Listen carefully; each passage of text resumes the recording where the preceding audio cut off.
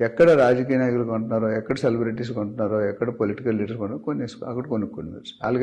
వాళ్ళకి తెలిసింది మీకు నాకు తెలియదు. ఓకే, సింపుల్ బండర్ రూల్ కదా.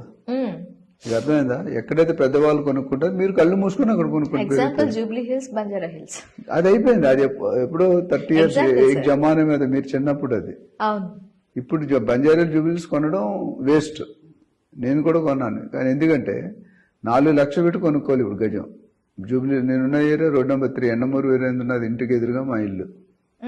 నవలారెడ్డి తెలుసు కదా వీరేంద్రనాథ్. ఆయన కొనేది 3 లక్షలకి 40 సంవత్సరాల ముందు కొన్నాడు. ఇప్పుడు 9 కోట్లు అయింది అది. ఇప్పుడు 9 కోట్లు పెట్టుకుంటే ఆఫ్టర్ 10 years ఎంత అవుతుందో చెప్పండి?